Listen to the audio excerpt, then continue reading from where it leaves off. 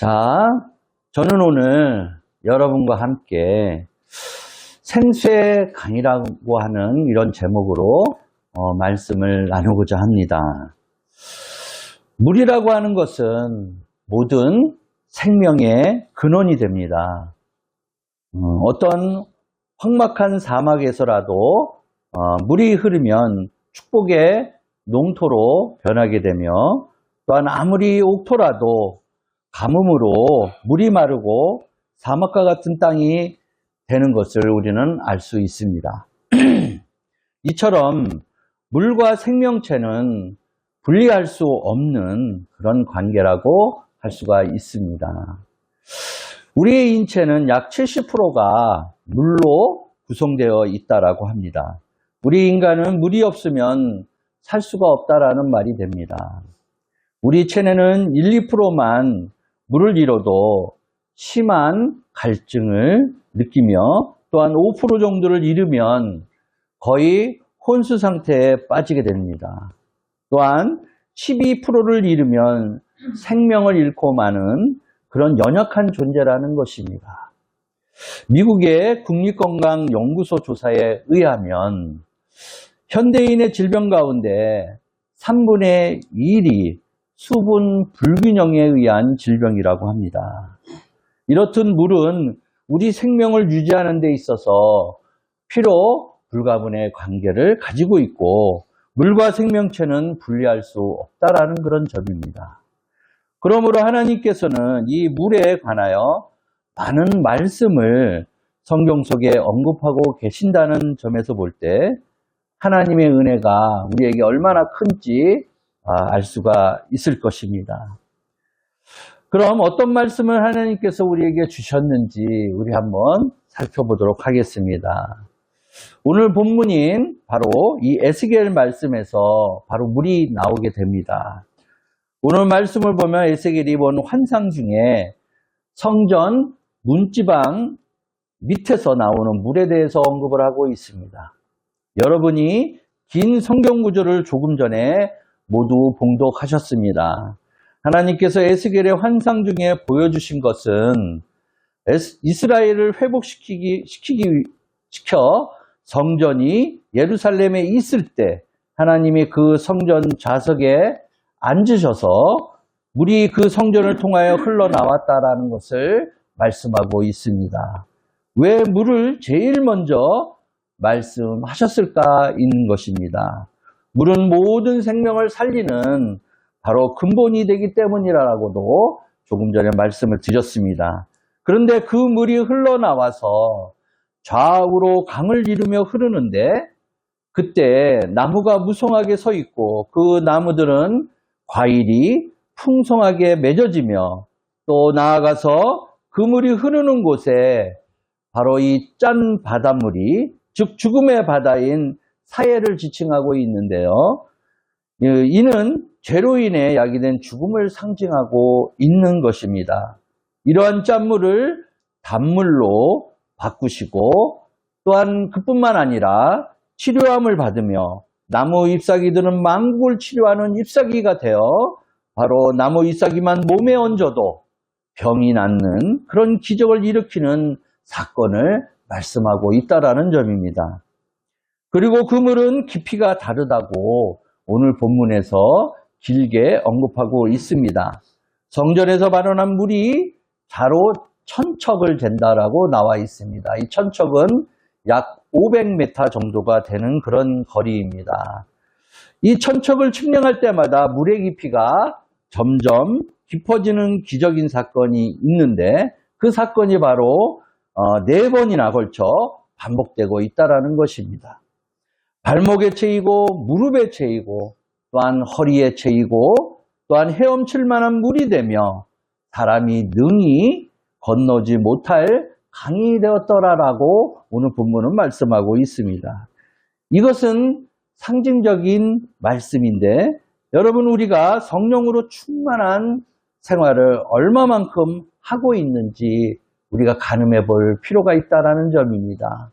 여러분, 성령이 충만한 것이 발목까지 차고 있습니까? 아니면 무릎까지 성령이 충만한 사람이 되어 있습니까? 아니면 허리까지 성령이 충만한 사람이 되어 있고 또한 성령 속에 헤엄치는 사람이 되어 있는 상태라고 생각하십니까? 여러분 지금 어느 정도의 성령 충만한 상태인지 스스로 한번 가늠해 보시기를 바랍니다. 또한 강 좌우편의 형통을 상징하는 나무가 심이 많더라라고 말씀합니다. 모든 일에 형통하게 될 수 있는 하나님의 도우심이 성전의 물을 통해서 우리에게 임한다라는 사실을 말씀하고 있는 것입니다.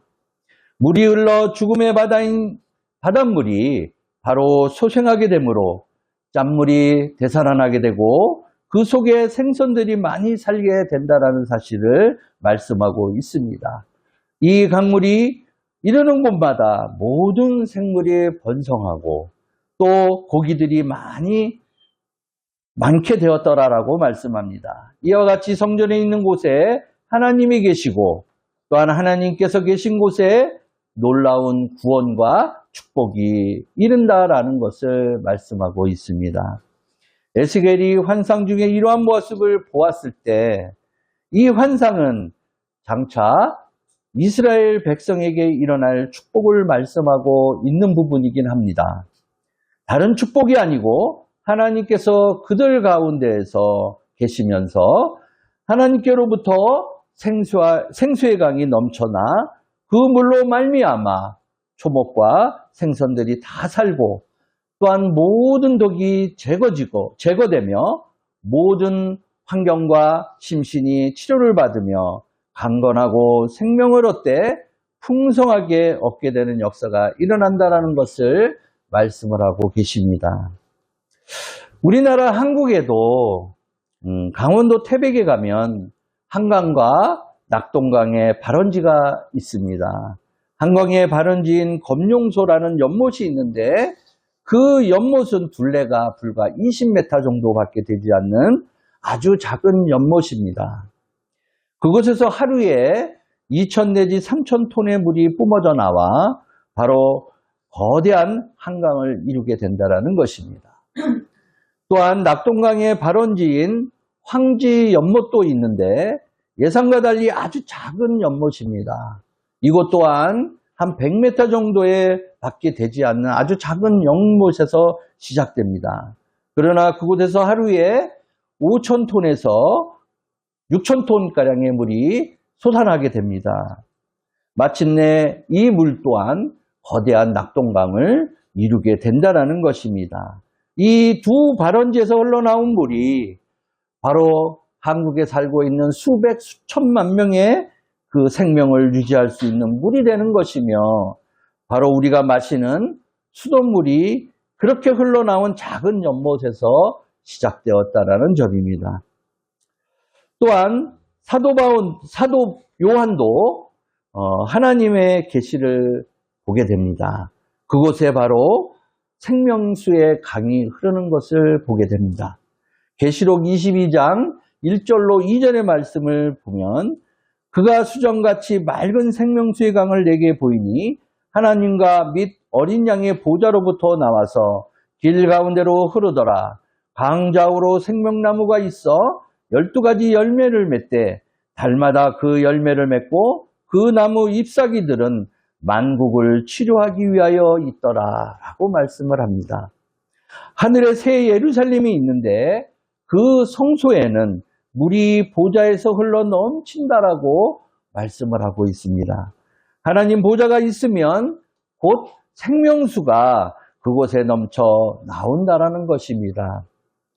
에스겔이 왜 천국왕국 시대에 있을 성전에서 생수가 넘쳐나고 만물이 소생될 것을 말하고 있는 것이고 또한 요한은 또한 하나님 나라인 예루살렘에 하나님의 성전이 있고 하나님께서 앉으신 보좌에서 생수가 넘쳐나온다는 것을 왜 기록하고 있는 것일까요?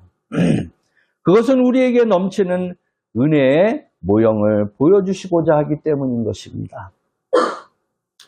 에스겔이 본 성전에 하나님이 계시고 또한 요한이 본 성전에 하나님이 계신 것처럼 우리 마음속에 하나님의 성전, 하나님께서 임재하고 계신다라는 것입니다. 우리 마음속에 생명수가 흘러 넘쳐나고 있다라는 점을 말씀드리는 것입니다. 그 생명수는 일반적으로 집에서 마시는 물이 아니라 성령의 생명수가 되는 것입니다. 하나님께서 계시고 우리 주 예수 그리스도께서 계신 곳에는 생명의 생명수가 반드시 흘러나오기 때문에 우리 생활의 모든 면에 크나큰 생명의 역사를 베풀어 주고 계신다라는 점입니다. 요한복음 7장 37절로 39절의 말씀을 보면 예수께서 서서 외쳐 이르시되 누구든지 목마르거든 내게로 와서 마시라. 나를 믿는 자는 성경의 이름과 같이 그 배에서 생수의 강이 흘러나오리니 하시니 이는 그를 믿는 자들이 받을 성령을 가리켜 말씀하신 것이다 라고 말씀합니다. 예수님을 구주로 모시고 내 마음속 성전에 앉아 있으면 여러분의 뱃속에서 생수의 강이 넘쳐 흐르게 된다라는 점을 말씀하고 있는 것입니다. 그럼 이 생수의 강은 어떠한 생수일까 하는 것입니다. 그것은 죄를 용서하고 의로움을 주는 생수가 되는 것이고 또한 허물을 사하고 의로 거룩함을 주는 생수인 것이며 또한 연약과 질병을 고치고 치료의 건강을 주는 생수입니다. 또한 저주와 가난을 물리치고 아브라함의 축복을 주는 생수가 되고 또한 사망과 음부를 멸하고 영생과 천국 영광을 누리는 생수가 되는 것입니다. 여러분이 예수님이 여러분의 마음속에 계시면 여러분 속에도 이 생수가 넘쳐나게 된다는 것을 아셔야 합니다. 물을 길러온 사마리아 여인에게 주님은 이렇게 말씀합니다. 요한복음 4장 13절로 14절 말씀입니다. 예수께서 대답하여 이르시되 이 물을 마시는 자마다 다시 목마르려니와 내가 주는 물을 마시는 자는 영원히 목마르지 아니하리니 내가 주는 물은 그 속에서 영생하도록 솟아나는 샘물이 되리라 라고 말씀하셨습니다. 이 말씀은 더운 대낮에 아무도 우물가에 오지 않는데 물을 길러온 목마른 여인에게 영원히 목마르지 아니하고 영생토록 솟아나는 샘물이 되어 주시겠다라고 말씀하신 내용입니다. 이 사마리아 여인은 무엇에 그렇도록 목마라 했을까요? 인간의 기쁨, 소망, 즐거움, 또한 평안, 영적인 은총에 목마른 것이었을까요? 세상의 물을 길러왔지만 실상은 영적인 물이 없어 갈급한 상태였다라는 것입니다. 세상의 부귀영화, 공명을 다 가지고 있어도 마음에 평안이 없고 기쁨이 없으면 바로 사람이 추구하고자 하는 행복이 없다라는 것입니다. 마음의 평안과 기쁨은 우리에게 행복을 가져오는 것이고 또한 어떠한 역경도 이겨낼 수 있는 힘이 되기 때문입니다. 예수님이 주는 물은 믿음, 소망, 사랑, 또한 실학과 의와 평강과 같은 보배롭고 영적인 은혜인 것이며 또한 이 물을 마시면 이것은 영원한 행복을 만들어 준다라고 말씀하고 있는 것과 같습니다. 여러분, 오늘 우리는 어떠합니까? 우리 한국이 국민소득이 100불이 안 되는 전쟁의 폐허가 된 가난한 나라였는데 현재 2024년도에는 우리가 GDP가 바로 36,000불이 넘는 세계 28위인 아주 선진국이 되어 있습니다. 그렇다고 행복하게 잘 살려고 애쓴다고 우리 국민들이 과거보다 더 행복해졌을까 하는 것입니다. 통계에 보면 OECD 국가 20개국 중에서 가장 행복하진 않은 나라가 바로 또한 한국이라는 점입니다. 왜냐하면 자살률이 높고 이혼율도 많다라는 점입니다. 그렇기에 예수 그리스도를 모시고 생수의 강이 흘러나와야만 우리들은 행복할 수 있다는 점을 강조드리고자 합니다. 기독교의 복음이 다른 종교와 다른 것은 기독교의 복음은 바로 수양과 도덕으로 훌륭한 인격자가 되라고 가르치지 않는다라는 것입니다. 그리스도를 구주로 모시고 그리스도와 함께 죽고 또한 그리스도와 함께 장사 지내며 함께 부활해서 새 사람이 되는 것이고 그 영혼 속에서 주님께서 넘쳐나는 행복의 생명수를 우리에게 주시고 있기 때문인 것입니다. 계시록 22장 17절 말씀은 이러합니다. 성령과 신부가 말씀하시기를 오라 하시는도다. 듣는 자도 오라 할 것이요 목마른 자도 올 것이요 또 원하는 자는 값없이 생명수를 받으라 하시더라라고 말씀합니다. 값없이 생명수를 받고 나면 여러분은 얼마나 행복해질 것이라고 생각되십니까?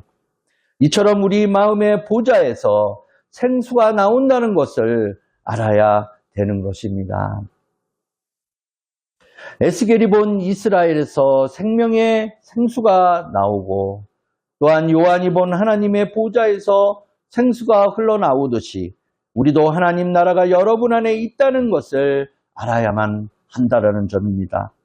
요한복음 14장 20절에서는 그 날에 내가 아버지 안에 너희가 내 안에 내가 너희 안에 있는 것을 너희가 알리라 라고 말씀합니다. 그날에는 예수님께서 아버지 안에 계시고 우리는 예수님 안에 있고 예수님은 우리 안에 있으니 완전히 보좌가 이루어진 것이 아니겠습니까? 그러므로 여러분들은 보통 사람이 아닌 것입니다. 지금 여러분 속에 하나님이 계시고 또한 우리 주님이 계시고 성령님이 계신다라는 것이며 여러분의 마음속에 생수가 넘쳐나고 있는 중이라는 것입니다. 제가 여러분을 보니 여러분 속에 하나님 나라가 들어있어 대단하고 또한 행복해 보인다라고 생각합니다. 고린도후서 4장 8절로 9절의 말씀에서는 우리가 사방으로 우겨쌈을 당하여도 싸우지 아니하며 답답한 일을 당하여도 낙심하지 아니하며 박해를 받아도 버림받지 아니하며 거꾸로 트림을 당하여도 망하지 아니하고라고 말씀합니다. 우리의 마음속에 보배가 들어있기 때문에 성령께서 생수의 강을 흐르게 하셨기 때문에 이 보배를 통해서 여러분은 영혼이 잘되고 범사가 잘되며 강건하게 되기 때문에 여러분의 마음은 항상 행복할 수밖에 없다라는 점입니다. 생수가 우리 속에서 넘쳐나오는 것을 알면 우리 삶 속에 생명수의 효과가 나타나기 때문에 바로 생명이 넘치고 만사가 형통하게 될 것이라는 점입니다. 시편 127편 1절로 2절의 말씀에서는 여호와께서 집을 세우지 아니하시면 세우는 자의 수고가 헛되며 여호와께서 성을 지키지 아니하시면 파수꾼이 깨어 있음이 헛되도다. 너희가 일찍 일어나고 늦게 누우며 수고의 떡을 먹음이 헛되도다. 그러므로 여호와께서 그의 사랑하시는 자에게 잠을 주시는도다 라고 말씀합니다. 편안히 잠자고 일어나면 얼마나 여러분 상쾌합니까? 생수가 우리 속에 넘쳐나는 것을 알고 그 생수를 의지하면 생명이 넘쳐나는 형통의 생활을 얻게 된다는 것입니다. 요한복음 10장 10절에서 이렇게 얘기합니다. 도둑이 오는 것은 도둑질하고 죽이고 멸망시키려는 것뿐이요. 내가 온 것은 영으로 생명을 얻게 하고 더 풍성하게 얻게 하려 함이라 라고 말씀합니다. 에스겔도 환상 가운데 보았고 또한 요한도 환상 가운데 보았습니다. 우리 영원한 영생과 함께 치료가 절실히 필요한 우리들에게 우리의 마음을 치료해 주신다는 것을 보았다라는 것입니다. 그리고 우리가 살면서 미움 때문에 얼마나 고통을 당하고 있습니까? 분노, 원한, 좌절, 또한 절망, 이 고통을 해결하지 않고는 우리는 결코 행복하게 살 수가 없습니다. 그것은 예수 그리스도가 우리에게 들어와 생수가 흐르기 시작하면 모두 다 치료되는 부분인 것입니다. 시편 23편 2절로 3절의 말씀에서는 그가 나를 푸른 불밭에 누이시고 질만한 물가로 인도하시는도다. 내 영혼을 소생시키시고 자기의 이름을 위하여 의의 길로 인도하시는도다 라고 말씀합니다. 이 말씀이 우리가 바로 이 생수를 받음으로 이루어지는 것들인 것입니다. 우리가 황무지 인생이 되어 가는데 그리스도께서 오셔서 생수가 넘치게 되면 황무지가 바로 옥토가 되어버리고 우리에게 크나큰 행복과 축복을 여러분에게 주신다라는 것입니다. 왜냐하면 생수강 주위에는 푸른 나무가 우거져 있습니다. 강이 흐르는 곳은 모든 것이 형통하다라는 것입니다. 그리고 온갖 물고기가 놀고 생명이 넘친다라는 점도 말씀하고 있습니다. 그리고 나무 잎사귀는 약재가 되고 그리스도를 통해서 넘쳐나는 성령의 생수가 우리 속에 들어오게 된다라는 점입니다. 출애굽기 23장 25절에서는 네 하나님 여호와를 섬기라. 그리하면 여호와가 너희의 양식과 물에 복을 내리고 너희 중에서 병을 제하시리라 라고 말씀합니다. 하나님을 섬기면 너희 양식과 물에 복을 내리시고 또한 병을 모두 제하여 주신다라고 말씀을 하십니다. 오늘 이 설교를 하는 것은 잊어버리고 있으면 역사가 없다라는 것을 알기 위해서입니다. 우리가 바르게 알아야 된다라는 것입니다. 시편 103편 2절로 5절의 말씀에서는 내 영혼아 여호와를 송축하며 그의 모든 은혜를 잊지 말지어다. 그가 내 모든 죄악을 사하시며 내 모든 병을 고치시며 내 생명을 파멸해서 속량하시고 인자와 긍휼로 관을 씌우시며 좋은 곳으로 내 소원을 만족케 하사 내 청춘을 독수리와 같이 새롭게 하시는도다 라고 말씀을 하셨기 때문입니다. 하나님께서 이러한 은혜를 예비해 놓았다는데도 우리가 모르면 사용하지 못하는 것입니다. 그렇기 때문에 나의 하나님을 섬기라고 하셨으며 또한 섬겨서 생수가 넘쳐나면 놀라운 역사가 바로 여러분 모두에게 일어나기 때문입니다. 우리의 마음속에 아버지와 또한 예수님이 살아계시고 생수가 흐르기 위해서는 우리의 특권인 기도를 해야만 합니다. 하나님과 우리의 관계는 기도로서 맺어져 있기 때문입니다. 기도를 너무 어렵게 생각하지 마시길 바랍니다. 하나님이 구만이 멀리 계시지 아니하시고 여러분 마음속에 계시기 때문에 기도를 계속해서 하시면 여러분을 만나 주신다라는 점입니다. 골로새서 4장 2절에서는 이렇게 말씀합니다. 기도를 계속하고 기도에 감사함으로 깨어있으라 라고 말씀합니다. 항상 기도에 힘쓰고 여러분들의 친구와 이웃과 이야기하듯이 바로 하나님과 늘 이야기하는 훈련을 하신다면 하나님을 반드시 빠른 시간 안에 만나게 될 것입니다. 이사야서 44장 3절로 4절의 말씀에서는 나는 목마른 자에게 물을 주며 마른 땅에 시내가 흐르게 하며 나의 영을 내 자손에게 나의 복을 내 후손에게 부어주리니 그들이 풀 가운데에서 솟아나기를 시냇가에 버들같이 할 것이다 라고 말씀합니다. 주님께서 성령의 생수를 주시면 시냇가에 버들같이 형통하게 해주신다라는 말씀을 주셨습니다. 주님께서 생수를 주신다라는 것입니다. 저는 아주 행복한 경험을 올해 했습니다. 지난 다운타운에서 공연했던 오피론 공연과 또한 뉴욕 공연을 통해서 하나님께서 굉장히 저를 사랑하고 계시고 또한 저로부터 찬양을 받기를 좋아하시며 저에게 기쁨을 주신다라는 것을 많이 깨달았습니다. 무려 7개월 동안 연습한 찬양이었지만 그 안에 힘든 과정 중에서도 찬양을 연습할 때마다 하나님께서는 저에게 힘듦보다는 큰 기쁨을 주셨습니다. 그것이 바로 여러분 마음속에 흐르고 있는 생수의 강이 아닐까 싶습니다. 또한 하나님께서는 잠자리를 들 때도 그때 당시에 감기 몸살로 기침이 심할 당시였을 때인데도 불구하고 하나님을 찬양하다가 언제 잠이 드는지 모르게 또 잠을 자기도 했습니다.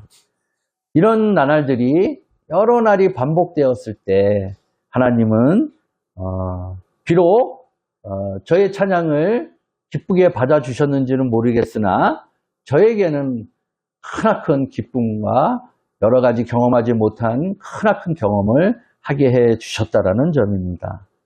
하나님께서 제 마음속에 생수의 강이 흘러 넘치게 해 주셨다라는 점입니다. 여러분도 아시다시피 찬양은 곡조를 붙인 기도이기 때문에 기도도 되고 노래도 되는 것입니다. 이스라엘 찬송 중에 하나님이 찬송 중에 거하신다라는 그러한 말씀이 있습니다. 시편 107편 8절로 9절에 이렇게 얘기합니다. 여호와의 인자하심과 인생에서 행하신 기적으로 말미암아 그를 찬송할지로다. 그가 사모하는 영혼에게 만족을 주시며 줄인 영혼에게 좋은 것으로 채워주심이로다 라고 말씀합니다. 사모하는 영혼을 만족케 하시고 줄인 영혼에게 좋은 것으로 채워주신다라고 말씀합니다. 좋으신 하나님, 좋은 것을 주시고 성소에서 생수를 넘쳐나게 흘러나게 해주시는 그런 좋은 하나님이시라는 점입니다. 그래서 우리는 찬양하고 감사의 생수가 강같이 흐르는 그런 우리의 몸을 만들어 나가야 할 것입니다. 시편 69편 30절로 32절에서는 내가 노래로 하나님의 이름을 찬송하며 감사함으로 하나님을 위대하시다 하리라. 이것이 소 곧 뿔과 굽이 있는 황소를 드림보다 여호와를 더욱 기쁘게 함이 될 것이라. 공고한 자가 이를 보고 기뻐하나니 하나님을 찾는 너희들아 너희 마음을 소생하게 할지어다 라고 말씀합니다. 이처럼 감사의 찬양을 하면 하나님께서 성령의 생수를 주셔서 바로 마음이 차분히 가라앉는 단계가 되는 것이며 바로 그것이 소생되게 된다는 점을 말씀드리고자 합니다. 그리고 우리가 기도될 때 회개가 일어나게 되는 것이고 이때 하나님 앞에 영적인 깨끗한 옷을 입게 되는 것입니다. 탕자가 집으로 돌아왔을 때 그 탕자의 몸 상태는 더러운 옷을 입고 집에 돌아왔을 때였습니다. 그때 아버지가 제일 먼저 한 일은 바로 가장 좋은 옷을 입히는 것이었습니다. 우리가 회개하면 하나님께서 의로운 옷을 제일 먼저 우리에게 입혀주신다라는 것입니다. 우리의 죄를 회개하고 예수 그리스도의 보혈로 씻고 또한 의의 옷을 입으면 하나님이 얼마나 좋아하시는지를 아셔야 합니다. 고린도전서 6장 19절에 너희 몸을 너희가 하나님께로부터 받은 바 너희 가운데 계신 성령의 저인 줄을 알지 못하느냐. 너희는 너희 자신의 것이 아니자라고 말씀을 하십니다. 이렇게 말씀하셨듯이 하나님께 가까이 가기 위해서는 의로운 옷을 입어야 되는 것입니다. 요한일서 1장 9절에서도 만일 우리가 우리의 죄를 자백하면 그는 미쁘시고 의로우사 우리의 죄를 사하시며 우리를 모든 불의에서 깨끗하게 하실 것이요 라고 말씀합니다. 고린도서 6장 11절에서는 주 예수 그리스도의 이름과 우리 하나님의 성령 안에서 씻음과 거룩함과 의롭다 하심을 받느니라 라고 말씀합니다. 이처럼 하나님의 은총에 들어가기 위해서 우리가 씻음을 받아야 하는 것입니다. 기도하면 성령께서 우리를 씻어서 눈보다 더 희게 만들어 주신다라는 점입니다.